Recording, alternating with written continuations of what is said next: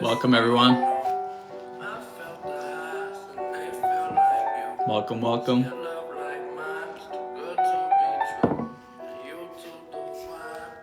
I'm going to talk about personal brand today.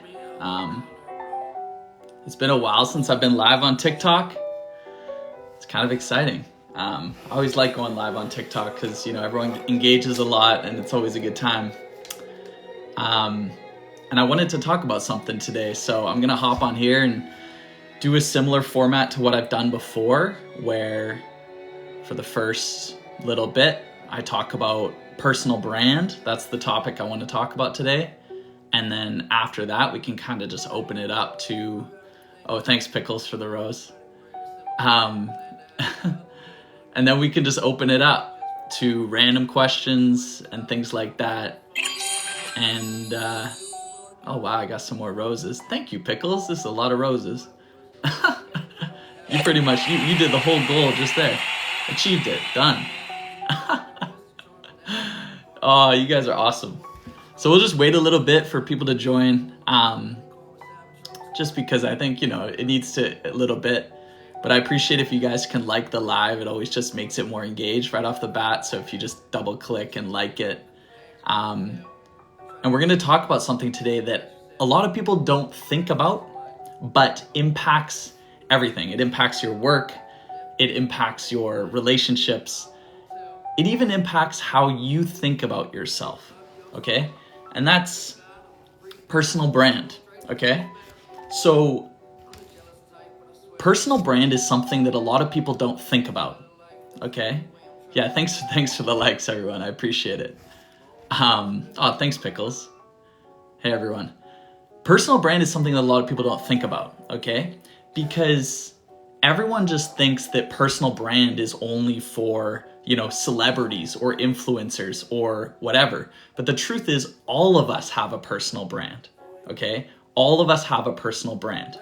And the thing is, a lot of people get confused because they think that personal brand is the same as reputation. And those things are different. So to start with this, I want to talk about the difference between personal brand and reputation, okay? Reputation is very important. You hear that all the time. Reputation is typically in a work context, but it can also be in relationships. And reputation is what people end up feeling about you based on the results that you've done, okay? Typically, reputation is more general, though. It'll be something like, okay, Grayson's reliable, or Grayson's always a little bit late, right? The reputation are these kind of more general things. It's, do we trust this person, right? Are they reliable? Okay, so that's reputation. And reputation is really important, but you don't have to just focus on reputation. And reputation often isn't the thing that's going to get you the promotion or the job or the relationship even.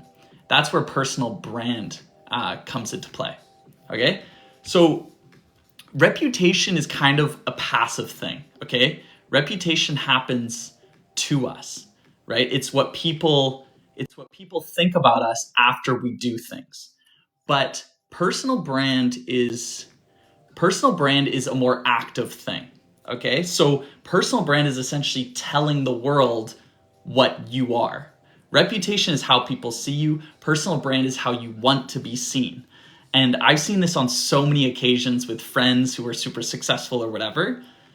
They do so well because when you think of the person, I have a friend, Ashcan, for instance. When you think of Ashcan, right away you think clothing line, right? That's his personal brand because he's continued to do that thing and talk about it over time. And so the power of the personal brand is that now if I'm ever out and I meet someone and they need someone to design clothes or something like that, right away I refer them to Ashcan, okay? If I just knew he had a good reputation and he was reliable and everything, that might help a little bit, but it wouldn't be specific enough to actually refer the person to them. And so personal brand is essentially how you want others to view you. And that's what will ultimately end up helping you in jobs and relationships and everything. So how do you build a personal brand? And I'm gonna tell this in the context of a couple years ago for myself, I worked at a psychedelic medicine company, okay? So I was always interested in psychedelics. And when I was first trying to get a job at the psychedelic medicine company, one thing that really helped me when I had interviews with people is I told them my story, my genuine reason why I was interested in it. And it started a couple years back where I had worked in an area with a lot of addiction at a health clinic, and I stumbled across a plant called ibogaine, which is an African tree root used for addiction. And I was blown away by this because the current addiction treatments were so bad, right? And so this got me more into psychedelics, and then I started reading all these books, and I was able to tell this narrative to these potential employers.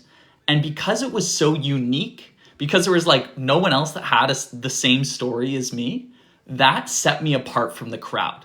I wasn't just another person that went into the job interview and said, oh yeah, I like psychedelics, like they're good for depression. I've read some studies that this and this. It's like, no, I had an actual personal narrative as to why I was interested in the thing that I was doing. Thanks everyone for contributing to the live. I appreciate it. But so that's one thing with building personal brand. The first thing is you really have to do some inner work and be like, okay, what do I genuinely like doing? Okay, what gives me energy, right? Not what will look good on the resume, what will all this. What gives me energy? How do I actually want to look? If I could overnight snap my fingers and be a certain way, what would I look like? How would I dress? How would I talk?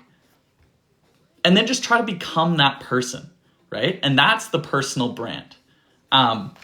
Because we need to be careful with personal brand. Hello, everyone. Minneapolis, nice. We need to be careful with personal brand, because I'll tell you right now, here's one mistake that a lot of people make with personal brand, okay? You go to a party, right? People, let's say you go to the same party every year, okay? With a bunch of people from back in the day, okay? People come up to you and be like, oh, hey, Grayson, like, how's it going? How's life been? If I, every time I'm like, oh, I'm just exhausted, like, got a couple kids, like, work's tough, I'm tired. The thing is, it's good to be honest with your friends, close friends maybe, and get support. But when you do this continually, especially with people who aren't close friends, your personal brand becomes a person who's tired, who never has enough time, and doesn't have good energy. And so next time there's a position, they won't think about you because they'll just be like, oh, Grayson's always too busy. Is there a better phrase than fake it till you make it? Yeah, because this isn't really about, personal brand isn't really about faking it, right? Because faking it's purely manipulative. Okay, I'll give you an example. I am not interested in engineering really at all, or math or anything. But I would be faking it till I made it if I pretended I was really good at math and went around saying I could do all these complex equations and all this type of stuff. But that's faking it till you make it is disingenuous. Personal brand has to be genuine. So that's where the first step is figuring out, what do I actually love doing?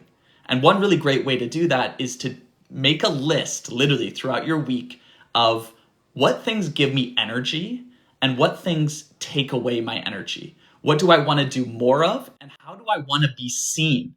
And one of the ways that you want to be seen is, how can I help people, right? So personal brand is really interesting because, back to the psychedelic story, because I worked at a psychedelic medicine company, because I had such a genuine story around it, people literally started viewing me that way, which was super wild. So I would have random friends who had heard about it. They'd send me an article on like some new psychedelic legislation, all this type of stuff. And all of a sudden I was the psychedelics guy. And that's the power of personal brand. Before, had I just had a reputation of maybe being a guy who's really open, or maybe being someone who, I don't know, is like organized or whatever. I'm not saying I have that reputation, but had I only had a reputation, people wouldn't be thinking about me for this really specific job or this really specific opportunity. And that's why we need to cultivate our personality, our personal brands. And it's one of the most powerful ways. You look very genuine. I appreciate it. The subject's about personal brand versus reputation. Sorry for people who came in late. I will just do a little bit more of a spiel on personal brand versus reputation. And then after, I'll answer a bunch of your questions and stuff. So just in like, 5 minutes or so. But I think the concept that I want to get around people's heads is essentially reputation is kind of what happens passively. Okay? You're always going to have a reputation. We're always essentially judging everyone else. Like, how organized is this person? How, whatever, blah, blah, blah. But personal brand, you have more, although you do have control over your reputation, personal brand you can actually like create. So for instance, when you go to a party, when you meet new people, you're essentially yourself, you're like free advertising for yourself. Okay, so when you go to a party, that's the epitome of networking. You're kind of like an advertising board for yourself. And so if you go to the party and you don't have a lot of energy, or you're kind of like, the advertisement is saying this product doesn't have a lot of energy or excitement about this topic, right? That's literally like what your billboard of yourself is saying to that person. And so try to have that mindset when you're out. Don't be fake, but advertise your best self to the public. Advertise who you want to be out in the world, because then later, they'll come back later, they'll think, oh, Grayson, he was super into psychology. And then they'll hear about some opportunity and they'll be like, oh, maybe Grayson would be interested in doing that. And then they'll refer me. And honestly, this switch happened for me recently where I was kind of the psychedelics guy. And in my way past, I was the soccer guy. I still kind of have that. But now I'm kind of like the psychology guy, which has been a really interesting shift. And some of my friends now, when we're out with new people, they'll say something like, oh yeah, Grayson, like he just knows so much about psychology or whatever. And it's just because I just started doing that. It's not that I changed. I always was into psychology, but I just started telling people that I do that. I started becoming that. And now I'm starting to be viewed in that way. So, and I think the important thing on that note, and this last thing I'll say here, is it's really important to continue to reevaluate and adjust what your personal brand is, because you can't just pick one personal brand and then be rigid. And one of the most psychologically healthy things you can do in your life is to constantly reinvent yourself. So for me, when I was younger, I was the soccer player, right? Then maybe I'm the, psychedelics guy, the guy who's into psychedelics and mental health. Now I'm like the psychology, body language guy. And it just keeps shifting. And I think you need to not be too rigid with your personal brand and continue to upgrade your personal brand. And it's just a healthy thing to do. Otherwise, you'll get trapped in your own identity. And that's really what happened to me and a lot of people who are athletes when they're younger, is I got stuck in that identity. I was only a soccer player. And that was one of the hardest things to overcome. People just knew me as a soccer player. Anyone from when I'm younger, all they think about is Grayson the soccer player. And that was really hard to get away from. And the way you get away from that is you create a new personal brand for yourself. You tell the world who you are. Yeah. Yeah, I don't know. I think that's all I got on that topic. I'm going to go through some of the comments, see what's up. I appreciate your likes, everyone. I appreciate everything. If you can throw some likes on there. La, la, la, la, la. Thank you.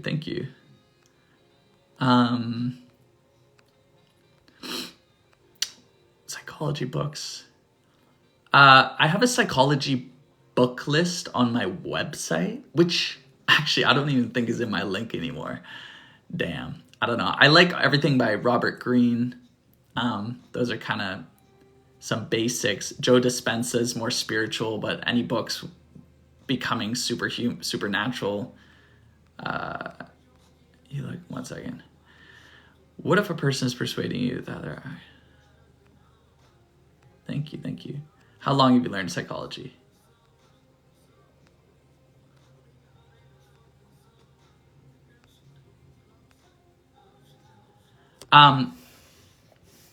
I mean, I've been into psychology like my whole life, but not necessarily academically or formally. Just more so in like analyzing people. I've always been interested in that. You know, I'd be out with a group and then I'd go home and look up articles on like, why was I acting in that way? Why was I anxious in this setting? Why was this person doing that? Like, I was always just looking up articles like that. And funny enough, like, I was part of the reason why my videos are the way they are now is like, I used to look up all these articles like signs this person is like this, signs, and I loved these articles. They're so fun, you know, they'd give like 10 signs or whatever. And my videos are essentially just those, but in talking form. So I think they're just kind of fun. And then in undergrad, I was more, as I said, I was an athlete. I was more into soccer and sports. So I was more on that side. But just got more and more interested in studying psychology. And then my master's, I did public health, focused on psychology. And now I just decided to do psychology because with my personal brand, I decided that this is a topic that's broad enough that I will remain interested in it my whole life and I can shift within psychology. But yeah, so I don't think I'll ever get bored of the subject. You know, I might get bored of body language. I might get bored of dark psychology. I might get bored of something, but I won't get bored of psychology, you know? So yeah, just got the number one. Hey, Felix, oh my goodness, 13 roses. I appreciate it. Appreciate it. Wow. Thanks, guys. You guys are awesome. Thanks, Felix. If all people think that you are a child but you aren't, what should you do to prove that you're old? You should never try to prove anything to people. You know, I would look within and be like, okay, am I being childish, right? Instead of trying to prove to people that you're not, look within and be like, am I being childish? And if so, what form of being childish? So for instance, a lot of people have judgments towards people being childish, but it's actually a mistake because it's good to remain childlike throughout your life. It's good to play. It's good to not take things too seriously. And so that's actually a really good thing. But the other side of being childish, which is just a sign of lack of development, is when you're not taking responsibility for things, when you're not taking responsibility for your life, your hygiene, or your finances, or whatever. That's the kind of childishness that you need to outgrow. But you need to retain the other thing of childhood, which is the awe, which is the fascination with little things, being present, laughing, not taking life too seriously. So many people lose that because they think that they need to grow up and be an adult and all this stuff. But actually, those are the least wise people of them all. Because if you meet any older people, a lot of them regret that they got too serious too young, right? And a lot of the healthy, happiest older people, go talk to them. Their energy is crazy. They're like, you'll talk to a 60-year-old, 70-year-old, 80-year-old, and their energy is just right up there as if they're a child. And so, yes, you want to take on responsibility, but not to the detriment of your childlike soul. How can you help someone with addiction? What's the easiest? Helping someone with addiction that doesn't want help is one of the best ways to deal with addiction for someone who doesn't want immediate intervention type help is to understand that addiction is a lack of connection. So addiction isn't just about the substance, the alcohol, whatever. It's a lack of connection. So one way you can help someone with addiction that doesn't want to go to like Alcoholics Anonymous or doesn't want to go do this is to actually just help them connect more, right? So don't focus on the alcohol. Don't focus on the drugs. Just ask them to hang out, right? And don't even talk about the drugs. Don't even talk about, literally just ask them to hang out, create an event where they're included, just try to connect with them more. And that connection will fill that void that they feel in them, and they might be more likely to not do the addiction. And so I think to understand that the addiction isn't just about the substance, it's also about the lack of connection as well. So, yeah. Oh, thanks, Jade. Appreciate it. Jade's always coming in with the roses. Hey, Jade. Okay, what else? Most people don't have open hearts like that. That's true. I mean, when you don't have an open heart, all it really hurts is yourself. So until you understand that, you'll just be hurt. And many people keep their heart closed and they think it doesn't hurt them. And the way that they get around it not hurting them is they just stay really busy in their life. But it does hurt them and it catches up with them, and then they retire, and then they have to really think about their life, and a lot of people have a hard time then.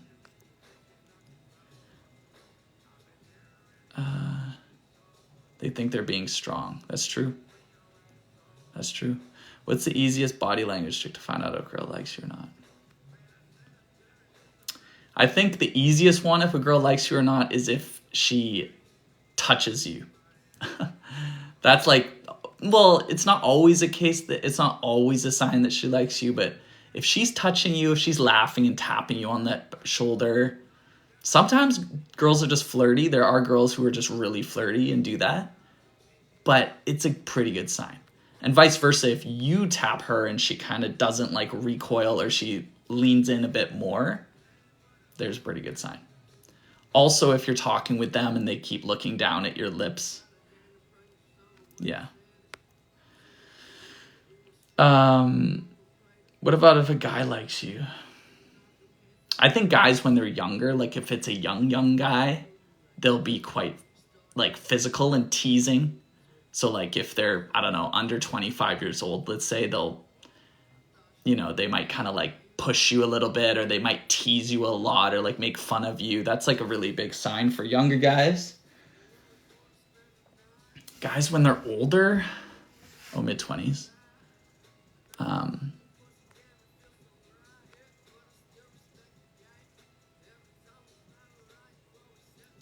if I like someone, sorry, I'm just reading comments here. There's a bunch of comments. FaceTime you 2 hours but has a girlfriend. That's a bit weird. I don't know. That's a bit weird. Maybe you provide like something that his girlfriend doesn't. Some sort of connection. Why does a girl get toxic at you if you don't give her validation anymore? Can you be friends with a guy? Sorry, a lot of questions. I love this. So fun.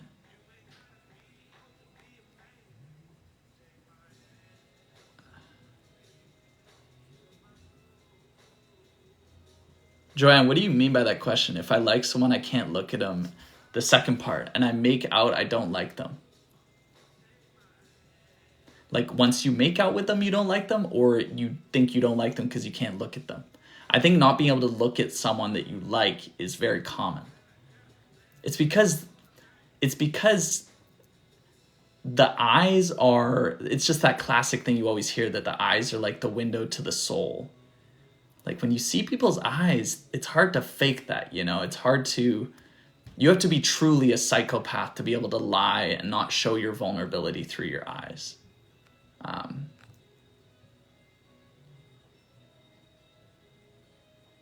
I pretend I don't like someone even if I do. Yeah, that to me sounds a little bit like a attachment issue, like an attachment style issue. To be honest, I kind of do that myself as well, or I used to more when I was younger.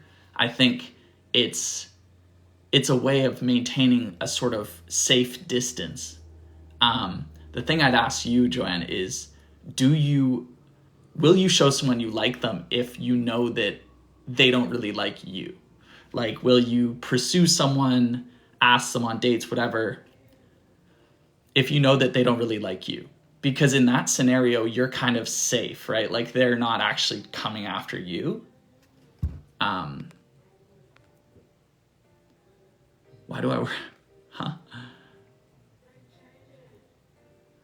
Why does my grandfather look at me when I look at him? He looks away.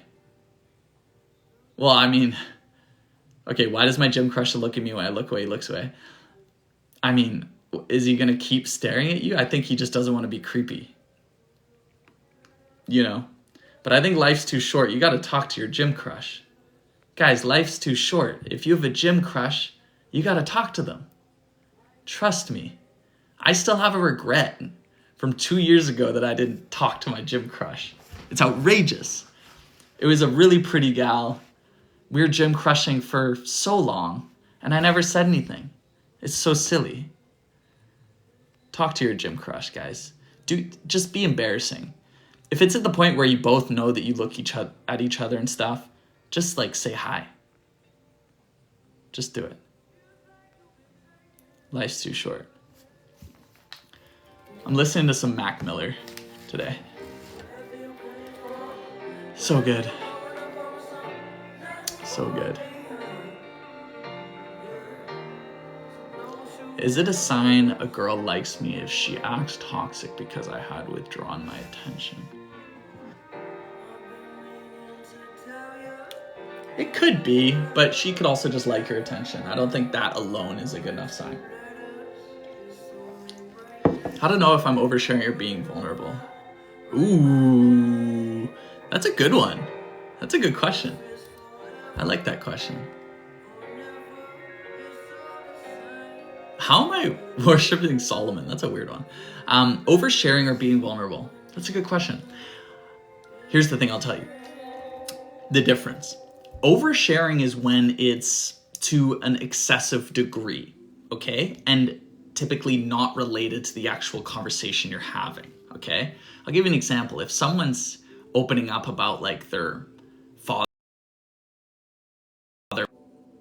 opening up about their dad passing away or something like that, and you listen to them for a while and then you share a vulnerable story about your like cousin passing away or something and how that impacted you, that's being vulnerable, okay? That's sharing something that's in the context appropriate.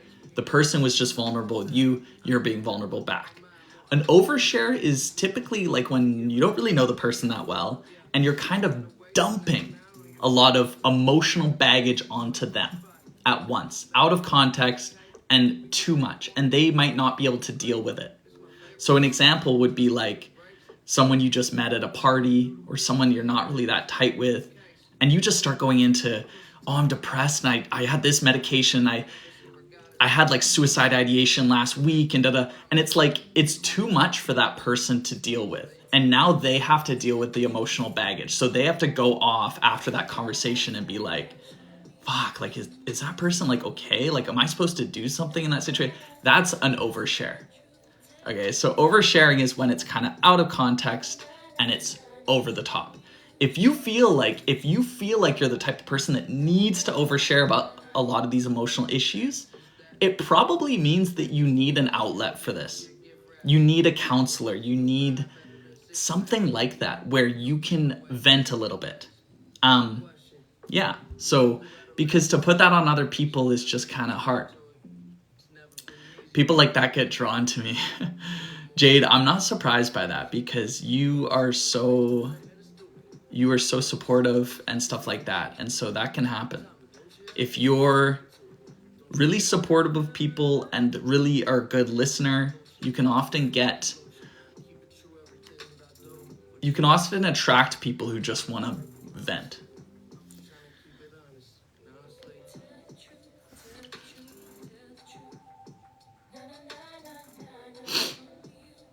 Who is Solomon? I know Solomon's like an emperor, but I don't know why they think I'm interested in Solomon.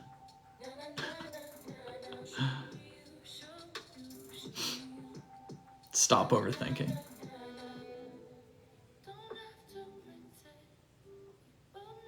Ooh. Wow, you guys are asking such good questions.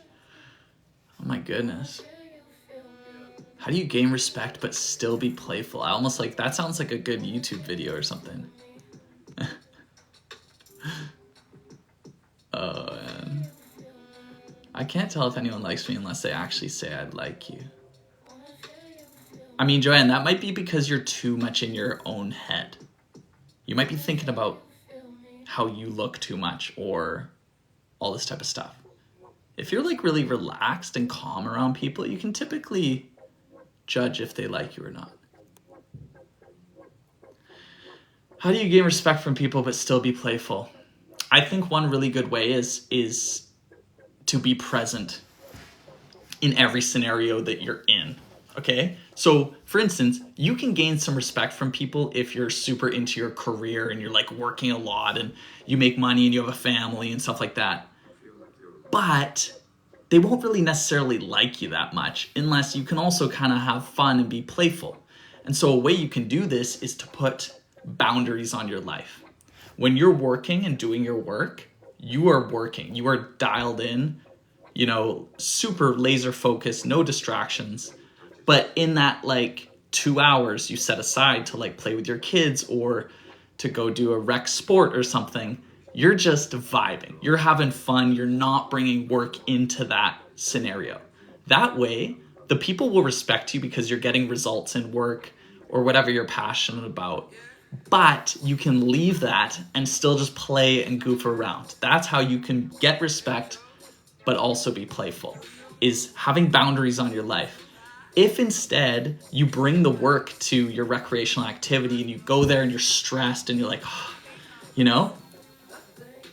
they're just gonna think you're kind of a buzzkill, and taking life too seriously and all this type of stuff. So I say compartmentalize your life a little bit. Try not to have your work bleed into your relationships and vice versa. Yeah, and Jolene Wayne, I'd also say one thing that really helps for me, because man, I'm sorry, I don't think I could swear, but I'm like, can be pretty ADHD and like not focused and stuff.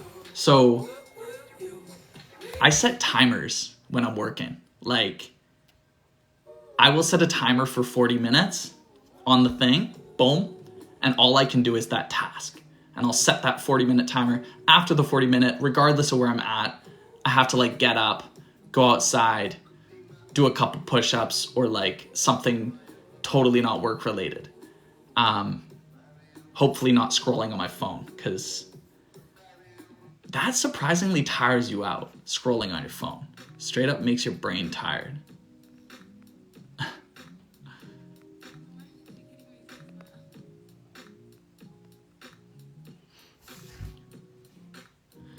How do you handle a constant negative person but think that they're optimistic? Man, I'm curious, Peaches, how... Oh, thank you, Nicole. That's a lot of roses. God damn. How do you handle a constant negative person but think that they're optimistic? Can you elaborate on that a little bit?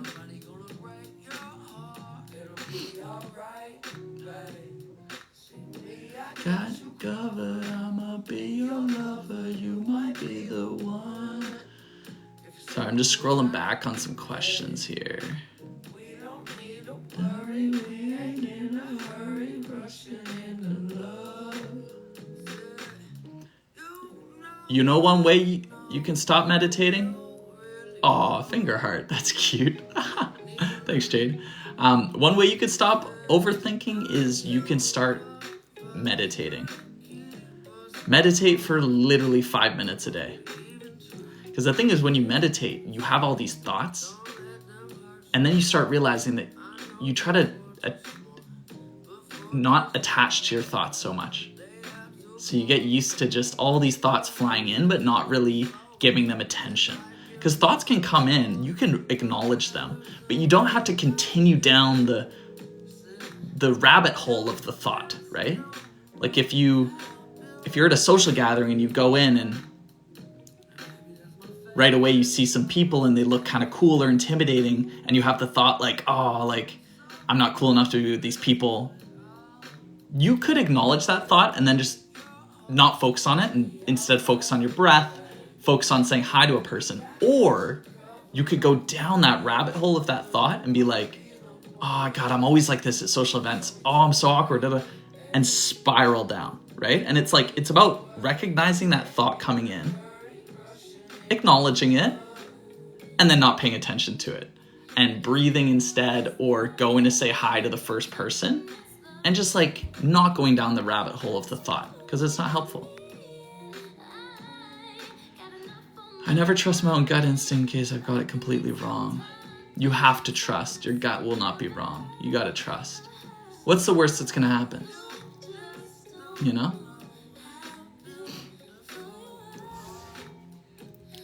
What are your favorite things you ever learned about psychology? Thanks, Jade. My favorite thing? I'm gonna be honest, one of my favorite things in psychology, and I actually haven't made a lot of videos on it, or like any, hardly, but is like personality types. I love Myers-Briggs. And I know people say it's not backed up by science, and I don't care because I find it super useful. Not just so Myers-Briggs is all those letters for people who don't know. So like ENFP, ENTJ, whatever. And there's even more layers to that. So there's the letters, but then there's the cognitive functions, right? And those can tell so much about how a person thinks. And that's why personality is so interesting. That's why literally it will actually feel like you and another person are on literally different planets. Okay, so I'm an ENFP. Okay, and so for instance, when I see an ISFJ, it is literally like we're on different planets. We do not understand each other. We view the world in such a different way that it almost feels like they're like a Martian. And so the thing is, then people think that that person's just wrong or they're weird or whatever. And it's like, no, man, they just literally just have a different way of processing the world. So I think understanding that is pretty cool. I love INFJs. INFJ is my ideal match because I think we have the same two leading cognitive functions of introverted feeling and extroverted intuition, but they're just reversed. Oh, thanks for the ice cream cone. Man, I could really go for an ice cream cone right now.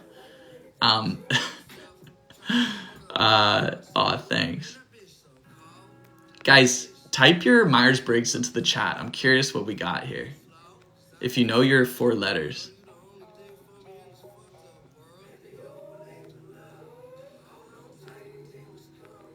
A few things I hate. I'll tell you one thing I don't like very much. I really struggle with people who are not authentic. Maybe I don't have trust issues, but maybe I'm also I just value people who are trying to be authentic, you know? That's why I really struggle with people who are super... Guys, put your Myers-Briggs into the chat. Thanks, Emily. That's why I really struggle with people who are really salesy, you know? I'm like, dude, that just sucks. One thing in sales, like, you know, everyone always says how important learning sales is, and I 100% agree. But one problem with sales is I hate those people that are like, the way they teach sales is like, you'll be on the call with someone and you'll be like, okay, listen, John, like, I understand that you have this problem. You called me today, so you want to solve it. And I'm not going to get off the phone till we have a solution. Does that sound good, John? Like, they'll say something like that. And I'm just like, if anyone ever told me we are not going to get off the call till we solve this problem, I'm hanging up real quick. Oh, man. Shoruk, what's your question? I must have missed it. I'm trying to find it. Let me see if I can find it. La, la, la, la, la. Thanks for the roses. Thanks for the roses. I don't know where your question is. Oh, Justin Bieber fan. I'm a Justin Bieber fan. Can you retype your question, Sir Shuruk? I can't find your question. I'm sorry.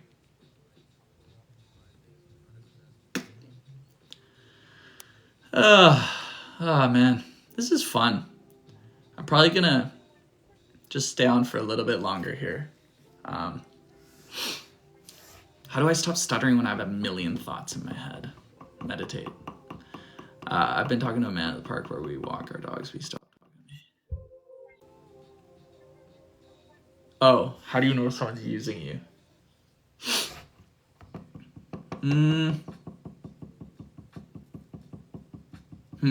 Good question. I'd say pay attention to how and when they contact you. If they only, for instance, when you text them, if they only reply quickly when they kind of want something from you, then they could be using you. Pay attention to how they react to positive news and negative news, right?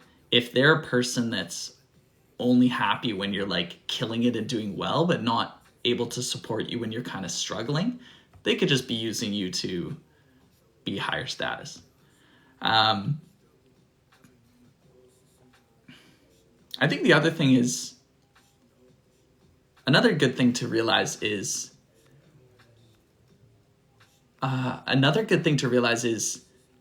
if you recognize someone's kind of like using you, if you recognize that can actually be kind of almost okay. So long as they're not like a close friend, you don't have to keep them as a close friend. But if you recognize that you have almost this transactional kind of relationship with someone where, you know certain people and that helps them, and whatever, they know certain, and you kind of know it's this weird transactional relationship, I think that's fine. As long as you're both clear that that's the that is your relationship, and that's the epitome of like weak ties.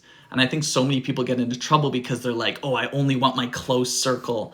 I only want like the day ones who will support me through anything. It's like, okay, but like, I don't know, like then you're just missing out on like weak ties. The reality is not every person you know in your life is going to be this like perfect close friend. There's also going to be these more acquaintance type relationships that are slightly more transactional, where it's like maybe you have a shared interest, or you can kind of help each other in your careers, or whatever it is. And so long as you recognize it as that, and you guys are both kind of on the same page, those are helpful relationships. Why is it I can talk for hours one-on-one, then in the crowd I freeze? Jade, I'm exactly the fucking same. I'm exactly the same.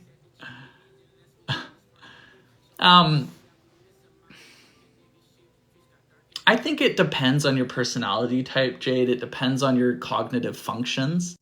Yeah, I might seem like someone that could talk a lot in a social setting, but I'll like freeze. I'll go fully mute sometimes in social settings, because I often make the mistake of starting to analyze the dynamics of the group more than actually just being engaged in the flow of the conversation.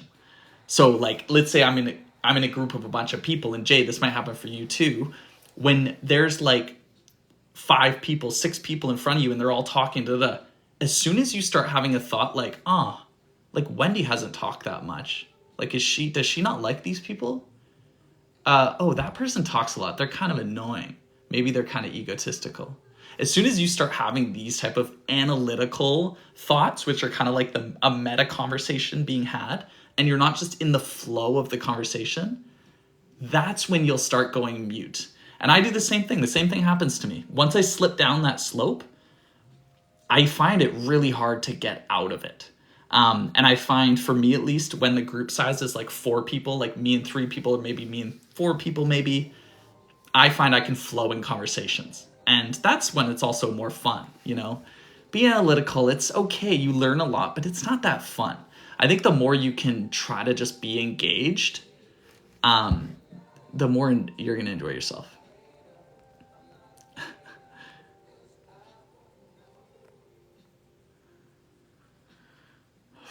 Disadvantage and advantage of replying fast or replying after a long time. The thing is, if you take a long time to reply to a person, they'll think that you don't really care about them, and they'll probably end up doing the same thing to you as well. I'd say that replying fast to people is one of the best things that you can do. Always. Full stop. No games. I think replying fast is a really good thing. To have a reputation as a fast replier is a good thing. Yeah. I mean, you might say, if you reply slowly, it looks like you have a life, but if you're not replying slowly and not replying quickly and you could be replying quickly, then you're just being manipulative, and it's actually not a win. But if you're like, have this really cool life and you're out rock climbing, or like doing this and that, and you couldn't reply till you were done doing that, then that's cool. Do that, Like if you actually have a crazy life and then you can't reply, then don't reply. Just reply as soon as you're able to, I'd say. People can pick up when you're being disingenuous with your reply time, and it will affect the relationship that you have with them. Thank God it's Friday. Thanks, Jade. I'm trying to reply quickly. Guys, it is. Yeah, replying fast is fine. Don't play the games. Just reply fast. Don't overwhelm people. Like, don't reply fast with a huge paragraph that they somehow have to reply to. Like, don't do that. Because people are busy. That's a lot to analyze. Like, I'll have conversations with people like that, and then they'll huge paragraph, and all of a sudden I'm like, fuck, man, I want to talk with this person, but that's a big paragraph. If you have a lot to say, send them a voice note. Or be like, hey, I have more thoughts on this. Like, I'd love to chat about them next time we hang out. Or just something like that. It's the same thing as the oversharing. Don't throw too much at people. They'll just not want to reply, not because they don't want to talk to you or not have the conversation, just because like it's a lot of like mental bandwidth. They have to read this huge thing, decide how they're going to reply, all this stuff. Why is it so difficult to step out of a toxic relationship? Because you have trauma bonds and you either don't realize it or don't actually want to overcome your bond. All right, guys, I'm gonna hop off here in a second. I'm gonna make some more videos. This has been fun though.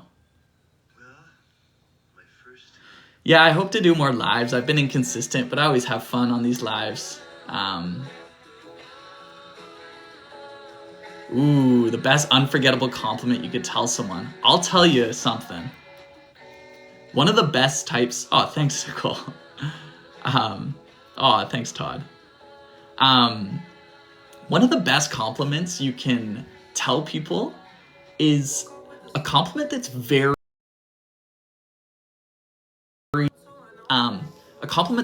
specific that that they'll like never forget. Okay, so like I'll give you an example that's very specific to their like character as well.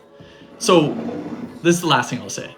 Let's say you're like, I've one example from way in the past, this compliment this guy gave me. But let's say I go out right now and then someone's like, oh, Grayson, like I love your new necklace, or I love your whatever. Some like kind of more generic compliment that you maybe hear quite a lot. It's nice. It'll put you in a good mood. It's still better than nothing. Like if you don't have like a really good specific compliment for someone, it's still better to just give them a generic one. It's still nice as long as you're being genuine, right? But the best type of compliments are ones where you really notice something that they do, and then the way that you articulate it and say it to them, they've probably never heard before, but they think that about themselves. And to have that validated by someone and noticed, they'll never forget it. So I have like this really absurd one when I was younger. I played a lot of soccer when I was younger, and I never forget this compliment this guy gave me, Adam Kang. Shout out Adam, he's a dope dude. But we had just had like soccer practice and he had given me a ride, and then he dropped me off. And I remember like saying bye to him and kind of looking into the car window just to like say bye. And he was like, Grayson, I just gotta say, bro, like you are one of the best dribblers at high speeds with the ball. You were one of the best people at keeping control of the ball at high speeds. And it was like so specific, you know, like that's such a weird compliment. It was so like, you know, typically in soccer you might be like, oh yeah, you have a nice shot, or you're so fast, or whatever. But the specific compliment of you're really good at keeping the control of the ball at high speeds, it was so specific yet true at the time, or like I felt it was true, that I will never forget it. I was like, wow, that is amazing. So if you have a really specific thought about someone, like for instance, maybe you see that every time you go and meet new people, your friend is really good at being inclusive with someone who, for instance, doesn't talk very much in the group. If you later go to that friend and be like, you know what, Jane, like I love that you always make sure to include everyone in the conversations. Like if you say that to that person, they'll be like, wow, like that's amazing, because you're just noticing something really specific that they do. Bonus points if like they don't even notice that they do it too. Anyway.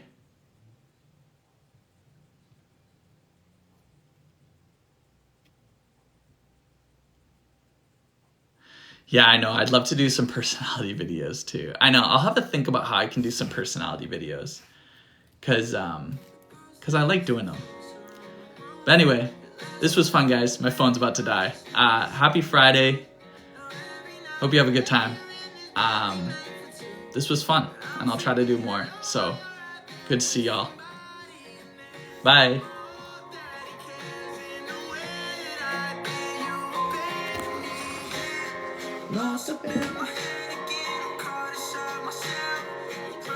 Bye-bye. Thanks, Nicole.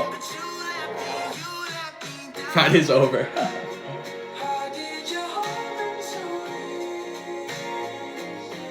All right. See y'all.